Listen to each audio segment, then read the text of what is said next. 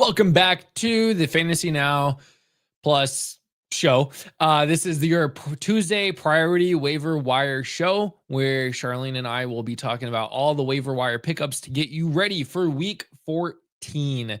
The playoffs are almost here, so let's not waste any more time. This is going to be a jam-packed episode of everyone that you need to be adding to your rosters. Let's start the show.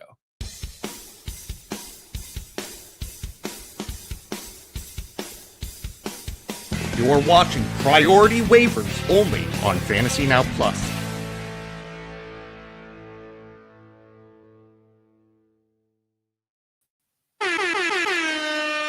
Charlene, we're back. Happy Tuesday. Another week of the fantasy waiver wires.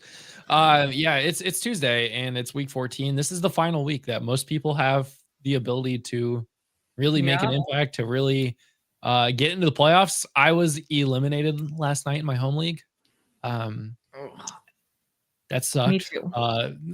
Champion from last year got eliminated, so oof, that's always a hard one. Bummer. Yeah, it's a hard one, especially with the amount of shit I talked in the draft. Yeah, and just looking back, my draft board is still in my garage on the wall, and I just look at it almost every day, and I'm like, I started failing in round 4 with Mike Evans and DJ Moore and all those guys. But yeah, it was bad. It's fine. It's fine. I did get a win in a home league, dynasty league. Not really a home league, but my long-standing dynasty, which kept me in 6th. If I lost last night, it would have eliminated me. And thank God Theo Johnson did not catch that last target, because that would have eliminated me. Oh. I was watching that game to the bare end. Theo Johnson and Trevion Henderson was on the other side, and I was praying they did not get another 1.5 points. So. Yeah. Well, that game was interesting. Oh, did you see that kick? Or the non-existent kid that kicked the turf? I saw the replay of that. I was like, what? Like, did you see Dart's face? They immediately panned to Jackson Dart after that, and his face was just like, what? He mouths, "Oh my God," in that, and that to me is hilarious. How do you do that? Like, listen, I have played soccer my whole life. You play soccer. How do you do that? You don't. You don't. Like, and if you do that, like, did his knee buckle? Fall on his plant leg? Make it look like you got hurt or something. Like, don't just be an idiot and go hurt now. Kick the ground, like immediately fall over, buckle your knee or something. Like, well, that's what I'm saying. Like, did his knee actually buckle on his plant leg? Because I don't understand how you kick the turf. Like, he was at least 6 inches behind the ball. He wasn't even lined up correctly. That's the thing. No, like, because if you watch when he was right next to the ball. It was, but did you see how far he had to lunge to get his foot next to the ball? I think that he lined up all wrong, mistimed it. It was so bad. Did like a weird lunge to get his plant foot in place. I don't know, man. I think we're deep in the weeds in this conversation now. From a 2-11 kicking mechanics. Kicking mechanics with Justin and Charlene. That's the new show, guys. Hey Craig, I really need help. I am 4-9 now. Man, Craig, what happened to your team? I have wide receiver issue this week. I have Diggs on bye, and I have Devonta Smith and Mecca and Troy Franklin and T. Higgins. Should I get Drake London back? Yeah, you should get Drake London back. Is Drake London coming back actually? Before I really start, I mean, regardless, Drake London is one of the best players in fantasy. Why is my keyboard not working anymore? There we go. Drake London. We're going to talk about it here in a minute, but T. Higgins is still in concussion protocol, which is bad. Drake London has a chance to play in week 14. So I would definitely, if he's on the waivers for some reason, I know you're like in a really short team league. But yeah, I would be getting Drake London. I probably would. Dang, if London is on waivers, you could probably drop Diggs on bye, to be honest. Or T's in concussion protocol. Yeah. CJ Stroud was in concussion protocol for what, like 3 weeks? So I also have put a waiver in to get Bucky back. Yep. And drop Woody Marks. That's correct. That's a good one. Yeah. Let's talk about injuries. I tried to forget this part of the show last week, so let's talk about some injuries, new ones, old ones, all the things. Per usual, it's a long list. It's a long list. Every week. That's the season. Kyren Williams had an ankle injury, but apparently he was, quote, pretty good on Monday. He'll be fine. He should be fine. 13.2 points last week. Yeah. He should be fine. Matthew Golden has had the wrist injury. He could return in week 14, and that's pretty big news for what's on our waiver list. JJ McCarthy, I don't know if this is a good or a bad thing for the Minnesota Vikings, but he is back from concussion protocol. It's like magic. Out 1 week, he's back. The team said, we can do worse than him. As a matter of fact, we can literally do worse. I like the memes that it was like, nothing can be. I've never seen such terrible offensive play, and it's like Bart Simpson, and it's Homer coming up saying, "You've never seen such terrible play yet." Right? Like, oh, that's sadly true for the Minnesota Vikings quarterback position that had, quote, Sam Darnold and Daniel Jones last year. Amon-Ra St. Brown expected to miss 1 to 2 weeks. He left very early in the Thanksgiving Day game with 0 points. They have Thursday Night Football this week, and that could be challenging. So I would expect him to miss this week, if not next week as well. Justin Herbert has a fracture in his left wrist, a required surgery. He is listed as day-to-day.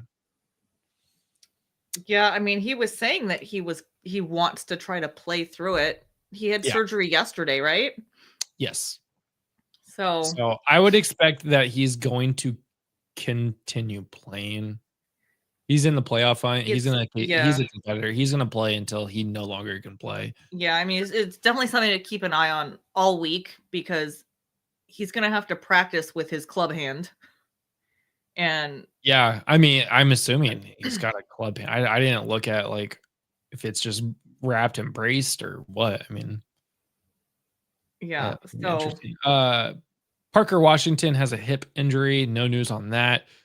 Marvin Harrison Jr. is in danger of missing week 14 after missing week 11 and 12 with a heel injury. He came out in the game after scoring 12.9. Yeah, I forgot who was one of their defensive players apparently had the same heel injury, and he ended up missing week 13 because of it. So this is not looking good. No. Aaron Jones Sr. has a shoulder injury, and he is listed as day-to-day. Dylan Sampson has a calf injury. He is listed day-to-day. Tyrone Tracy was carted off the field last night with a hip injury. They do have a week 14 bye, so that is good news there, I guess, is that he has an extra week to rest. Bye week came in at the right time for the Giants, I guess. And T. Higgins still remains in concussion protocol. So those are the injuries. Let's talk about who to pick up to replace a lot of these players. Notice no tight ends this week. So no tight ends on the injury report. How about that? We have 2 on our list today, but if you don't need them, you don't need them. So, but these are good streaming tight ends. First person, a lot of people are in that streaming tight end situation. So I've said this all season. If you don't have a top 3 tight end, you're streaming. You're streaming every week. Like, if you don't have Brock Bowers, Tyler Warren,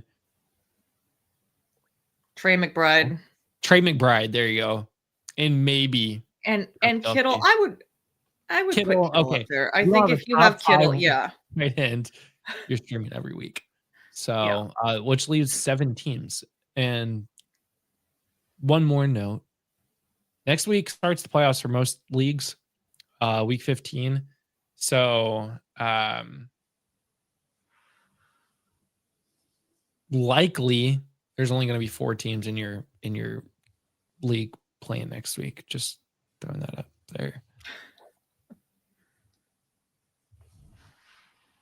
Okay, sorry. My wife is texting me about a curbside pickup right now, and I don't know how to fix that for her. Okay. Let's see. So first person we are going to start with is Blake Corum. Charlene, do you want to talk about Blake Corum? Why I try to figure out this curbside pickup? Yeah. So, I mean, we were just talking about Kyren Williams. It looks like he's probably going to be good to go for week 14.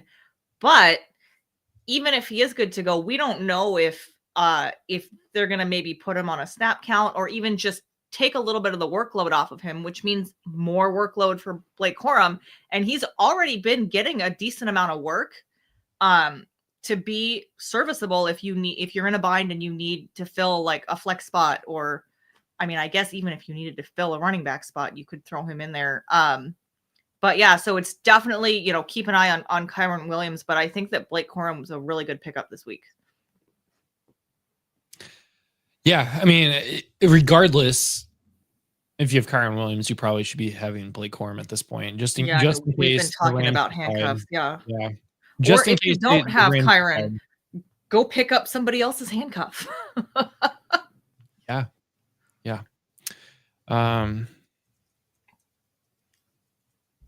Next up on the list. Sorry, we got a lot of snow last night, and I ordered pickup for salt. And apparently the webpage for my wife is not opening because it's right by her office. So next up, Bryce Young. He does have a week 14 bye week. So he's on bye this week, which means he's not going to show up in a lot of people's waivers list. He's not going to be a suggested waiver pickup. And only 21% of leagues roster him. He has finished as the QB3 over the last 3 weeks. He was QB4 last week with 22.5. And he brought down the Los Angeles Rams. It showed that they are a beatable team. Right. So that in itself is absolutely crazy. So, and not only did he bring them down, 3 touchdowns. He threw 3 touchdowns against the Rams. Yeah. And that's his third 3-touchdown game this season also, and second in the last 3 games. So he is heating up at the right time. Yes. And that is honestly the perfect part. That's just stumbling here. He is going to be a perfect addition for a playoff run. Obviously he's got a bye week this week. So if you can't afford to put him onto your bench, you've got a bench spot. Yeah. Yeah. If you have a bench spot that is open, this is if you have a Justin Herbert, go pick up a Bryce Young. Because that could help you. Maybe Herbert plays this week, but maybe he doesn't play next week. Maybe Bryce Young is just going to be better in the playoffs. And actually, wow. Well, so they're at New Orleans, then they get Tampa Bay, and then Seattle at home. So I would clinch at the Seattle at home part, but at the same time, they beat the Rams. So it's like, yeah, is that bad? I mean, is that bad? The first 2 playoff matchups are great. So if you have the ability to go pick up a Bryce Young to sit on your bench because you are a contender, do it. Yeah.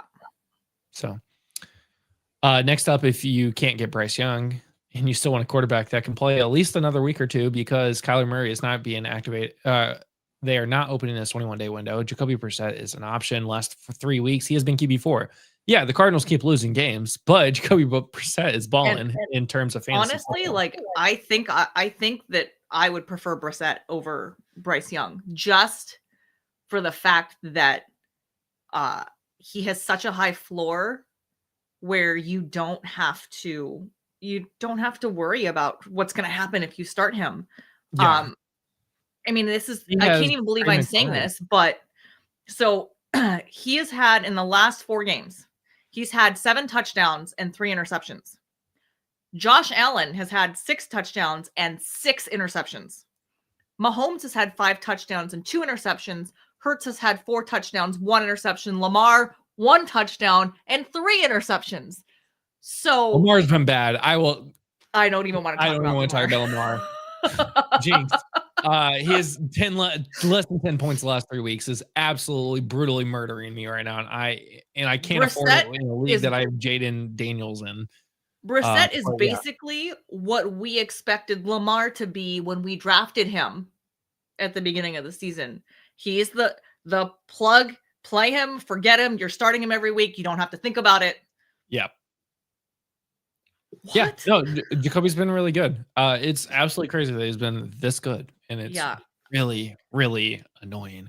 But hey, he's doing it with Trey McBride and Michael Wilson. So definitely I would be picking up Jacoby Brissett. Speaking of the Cardinals, we're going to move on to the running back position with Zonovan Knight, who is rostered in 31.4% of leagues. He scored 16.8 points last week, and he has been RB11 over the last 3, scoring 14.8. Bam Knight's been good. I'm a little concerned what happens when Trey Benson comes back. But here's the thing, though, is we keep hearing that Trey Benson's going to be back soon, and then they keep saying, well, maybe not yet. Maybe not yet. Yeah. Is he? I mean, when is he coming back? That's fair. No idea.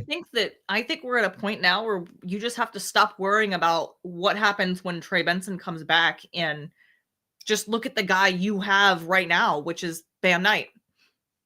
Yeah. Let's stop thinking about the players that we could have, but think about the players that we do have. I mean, I've got a league where I have James Conner and Trey Benson. and they're both just sitting there in my IR, just staring at me. I mean, for most of the year, I had Amari DiMercato, Michael Carter, and Bam Knight because I have James Conner and IR. And yeah, similar to you. I mean, it's like, why do I roster the entire Arizona Cardinals backfield? It's because who knows who's going to start each week. Right. But I think Bam Knight has officially become the starting running back. I think you can say that comfortably. Yeah. Yeah. Next up, we got Brenton Strange. He was on our list last week. The last 3 weeks, he has been tight end 10. Mind you, he has only played in 2 weeks. Yeah. So in 2 weeks, he has scored 13.9 points per game, which is pretty good. That's starting tight end material. I was going to take a look at the leaders, and then I never did. So that's cool. If we're looking at so last week was his first week back from IR, and he ran 65% of routes.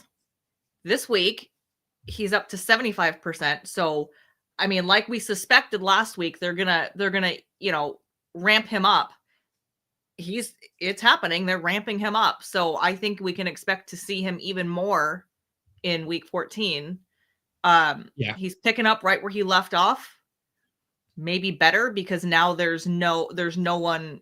He doesn't really have anyone to compete with, right? So 13.9 points per game would put him at tight end 4 for the season if he scored that all season. So obviously he's missed time, but he did literally pick up right where he left off and got even better. So if you're looking at averages here, he is only behind Trey McBride, Brock Bowers, and Tucker Kraft. Remember when Tucker Kraft was tight end 1 earlier in the season? So crazy. Yeah. So he is definitely, if he is available in your leagues, and you don't have one of those top guys we were talking about, he should be your top tight end streamer this week. Right, Justin. Yeah. Agreed. Sorry, my God. This pickup. Why she had to do it during lunch and not just after work? I don't know. Next up, Christain Watson. We talked about Christain Watson at the before the show actually, and this one is kind of an asterisk. He's definitely a pickup in the terms of he is a really good player. He's had a really good last 3 weeks. Obviously, wide receiver 10 over the last 3 weeks. Yeah, but he's definitely Jayden stepped Reed up for the team. Might return from IR soon. He's been on IR since week 2, and it could be this week. It could be this week, but he's still waiting to get medically cleared to play. So that's right. And they said that they're going to slow roll him back in. So you figure 2-3 weeks for Jayden Reed probably. Matthew Golden is expected to play this week. So Christain Watson being, the one guy out there now is going to have to fight other wide receivers for the targets. Has Christain Watson become a target in Green Bay like they've always wanted him, or was he just a product of there was literally nobody else? I think it's a little of both, meaning that he's still going to be a target, but there's going to be a drop. I don't think that he's going to be as good as he's been fantasy wise. Yeah. And Agreed. then when Jayden Reed comes back, then Jayden Reed is more than likely going to take over that Tucker Kraft spot. So that'll be something to watch for also. And like you said, they're probably going to ease him back in. So, we might not see that right away. But yeah, I think this offense is about to get very, very muddled. Yeah. Agreed. Next up on our list are players that are worth a look. This one is on bye week. Also, Jalen Coker from the Carolina Panthers. Wide receiver 21 over the last 3 weeks. He was wide receiver 15 last week with 17.4. He had a huge game. Again, he will miss time this week because he's on bye, but he could be there for a playoff run if you're able to afford him. He's only rostered in 4.9% of leagues. He is definitely somebody that I'd be looking at to roster. Yeah. All right. I have nothing to add. DeVaughn Vele. You might have some information. I don't know how much you care about Vele since he's no longer a Denver Bronco, but last week he scored 23.3. He was wide receiver 7 last week. Listen, he is doing all the things that we hoped he would have done for the Broncos. He is slotting in as the wide receiver 2 here behind Olave. Like this is where he's at now. And this week he actually had more targets than Olave, which I mean, I don't think that's going to be an every week thing, but like that's important to note that he is a reliable target for New Orleans, for Shuck. And that's also, I think that's also a big point is that with Shuck at quarterback, Vele is a viable pickup. With Olave's better. I mean, the offense is just looking better with Shuck at quarterback. So yeah, I actually really, really like Vele as a pickup this week. Yeah. This comment, someone dropped Brian Thomas Jr. worth a pickup. No St. Brown, probably going to start either Jaden Higgins or Zach Charbonnet. I would take a lot of these guys that we're talking about. I would take over BTJ. I would rather roster Brenton Strange on that offense and start him in my flex. Agreed. But I understand you probably need a wide receiver specifically to get in there. And guys, if you've got Jayden Higgins, DeVaughn Vele, you have Jayden Higgins. Yeah, I mean Jayden Higgins is probably a fine start. We also have 3 or 4 more wide receivers. So, yep. Yeah, who else? What do we have? Oh, we've got, okay. So, yeah, we've got a few.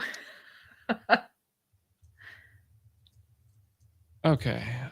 Which one do you want to talk about first? Well, update on the whole curbside.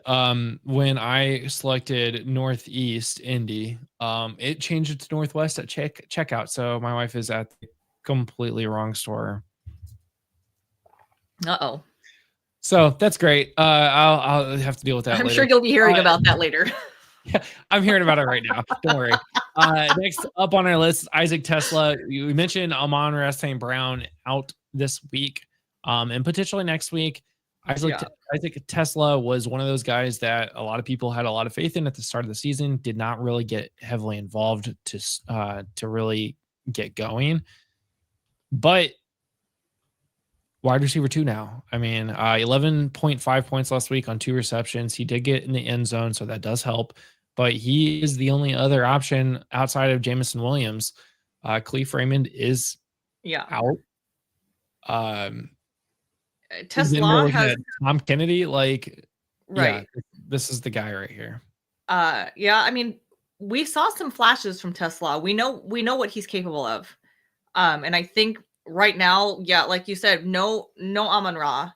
That's going to be a huge jump for Jameson Williams. But they also, I mean, there's no Laporta either. Laporta's out for the season. He is officially on season-ending IR. Yeah. So I think this is probably a good pickup this week if you don't have if some of these other guys aren't available. I think that TeSlaa's a decent pickup while Amon-Ra is out. Yeah, agreed. Next on the list,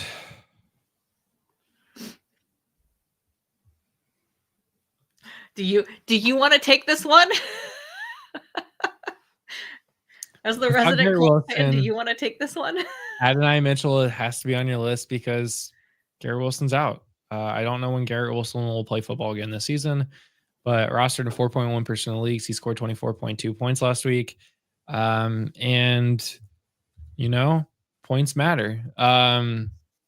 If 12 targets are king, right? He had 6, 7, and 12 since being on the New York Jets. He finally found the end zone for the first time in his career, which has it took him 28 games to score a touchdown in. Anyways, 12 targets, 8 receptions, 102 yards, 1 touchdown. Yes, his touchdown was thrown short. Yes, his touchdown had a defender fall randomly right next to the end zone, which is why he got into the end zone. Thank God he didn't drop the ball this time. I don't know what else I could say. That's what I was gonna say is so targets are king for most receivers. However, when you're looking at one reception out of 6 targets, 2 receptions out of 7 targets, like at least he got 8. I mean, that has a hard time with those hands.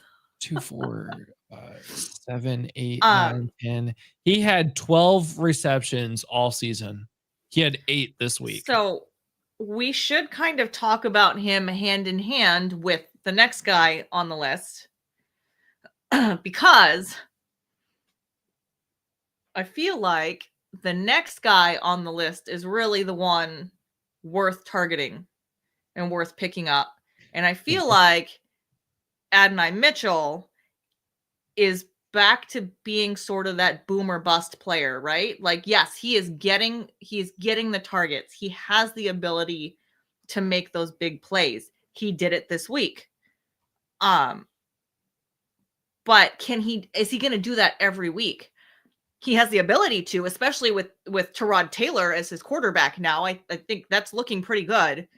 But I would put my money on John Metchie. And I actually really, really like John Metchie. And I said it last week. I was really leaning into John Metchie last week. This week was definitely more of the Adonai Mitchell show. But like I said, I think John Metchie's the one that's going to show you more consistency. He definitely seems to have a good rapport with Tyrod Taylor. Yeah. And I agree. Metchie is doing more out of the targets that he's getting. He didn't get it nearly as many, but he's actually catching the ball, and he's been in the end zone 2 times in the same span. So, and I mean, let's be honest. Yeah. There's enough room for Metchie and Adonai Mitchell on this offense.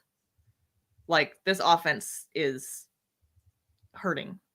So you've got Adonai Mitchell, John Metchie, and Mason Taylor. Yeah. Next up on the list, we got Devin Singletary. He is on the list because of Tyrone Tracy, but again, he is on bye week this week, so yeah, we don't know what will happen with Tyrone. He's worth a look out there if you have Tyrone Tracy and you're worried and you need another spot. If you have an additional spot, go ahead and pick up Devin Singletary. One of them has to run the ball.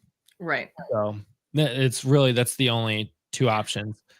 Yeah. The other next person we have worth a look, Jayden Reed. Again, he might come off of injured reserve here soon. whether it's this week or next week, that is a thing. So, and last one, Darren Waller, worth a look. 6.7 in his return back from football. He was absolutely killing it. He was a walking touchdown, but Tua Tagovailoa decided that he was going to be the old Tua and not remember how to be a quarterback, I guess. So that is why. Now, I like Darren Waller a lot. Yeah. But yeah, you do have to worry about Tua. Yeah. Okay. Last week I talked about DeAndre Swift being a one more chance candidate, and DeAndre Swift, like normal DeAndre Swift, every time I have ever called him out on this show, whether it was this year or last year, he has immediately produced. He went from 14.8 in week 10 down to 9 points, down to 1.9 points, and right back up to 20.8. So you can go ahead and keep on keeping on with DeAndre Swift for right now.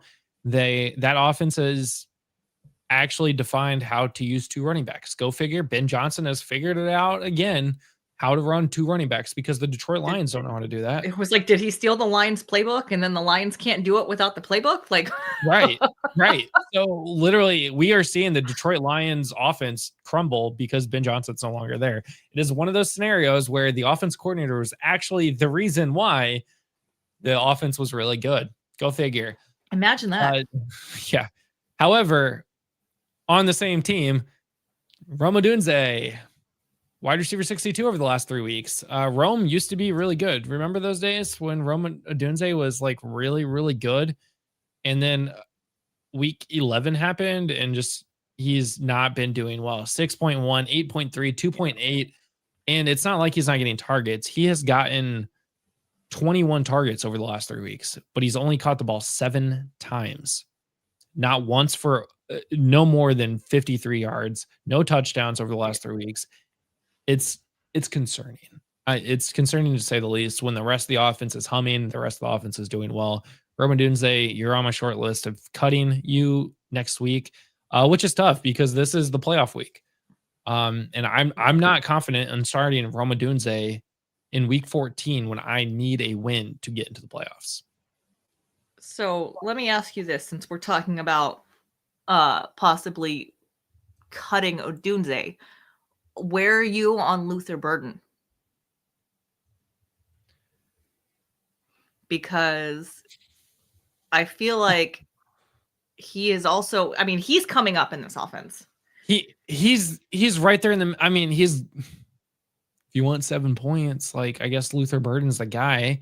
The weird thing is like DJ Moore's not really, I mean, DJ scored 23.4 in week 12, but like they're just literally who on this offense is scoring? That's the thing. Who I'm trying to look. Cole Kmet, 12.6 last week. He had a touchdown. It's really the running game. The running game is where everything is going through. And it's so odd to me. Yeah. I mean, Caleb Williams has 4 touchdowns in the last 3 weeks. And 3 of those were in 1 week. So it's I think I feel like outside of the running backs, Colston Loveland, maybe? Yeah, I mean, Colston Loveland, that's where Colston Loveland, but it's the tight ends or running This is one of those offenses, right? That's like super muddled. No, there's no clear wide receiver one. It makes it really hard. I mean, you're just like, Yeah. Okay. So the last guy on our list was on our list last week of one more week, and he failed again. So Dallas Goedert, 4.7 points last week on 4 targets and 2 receptions, only 27 yards. That is his 3rd straight week of being in the 20s in receiving yards. He has not scored a touchdown since week 8 before the bye, and the offense is now going to AJ Brown. So everything that Dallas Goedert used to have has now been overtaken by AJ Brown getting the ball. As it should be. Since week 11, AJ Brown has had double-digit targets every week, and he's been getting into the end zone. That offense is going to feed through AJ Brown as much as possible. When it's in the air, Devonta Smith also exists. So I don't think Jalen Hurts I don't think that offense this year is capable of feeding AJ Brown, Devonta Smith, Dallas Goedert, Saquon Barkley. Well, even Saquon's not really producing. And Saquon's not. I mean, the offense is just not that offense anymore. They're not doing nearly as great. So, Dallas Goedert, if you have Goddard, drop him for Brenton Strange. Drop him for Darren Waller. Drop him for Gunnar Helm. Literally anybody at this point. He is the tight end that he is the player this week that I'm fine dropping and not looking back. I mean, what's what we've been talking about, streaming tight ends, like cut him loose. Yeah. Go get one of the other guys. Agreed. He's not worth starting or having anymore. So that is the show. I mean, that's the show. Thanks for watching. For a long list, we really plowed through that. Well, to be fair, I mean, I kind of talked faster. I was zoned out a little bit trying to figure out why my salt was not being delivered to my wife in her car. And turns out I now have to drive 30 minutes to go get the salt instead of her just driving 2 minutes. So, and I got a notification about 5 minutes ago that thanks for picking up your order. So they delivered. What? They gave the salt to somebody else, I guess. So somebody else got salt that wasn't supposed to. So got to figure that out. Well, best of luck 14, to you guys. Week 14. It is. Hopefully you guys get all the waivers that you need. Hopefully all of you make the playoffs. If you already clinched a playoff spot, drop it in the chat. Tell us you are in the playoffs because I want to know. If you're eliminated, I'm so sorry. There's always next year. Tomorrow at noon, we'll have Josh and I talking about starts and sits. We have some pretty good matchups again. Last week we talked about studs. This week we are absolutely talking about more studs on who to start because this is a tough week. We have to make tough decisions this week. And we can't just start all the good players because sometimes those good players are not good players in fantasy anymore. So until tomorrow noon, Wednesday, tomorrow night, 8 p.m., we have our weekly ranking show. Thursday, our Get Tilted DFS show. Saturday, Dynasty. Sunday at 11 a.m. Eastern, you'll see me making some kind of food again and talking about starts and sits to hopefully get you guys your wins for week 14. Good luck this week. Charlene, any last words? No, let's go get it. All right. See you guys in the playoffs. Thanks for listening. Be sure to like and subscribe wherever you watch or listen to podcasts. We'll be back next week for more ways to win your league.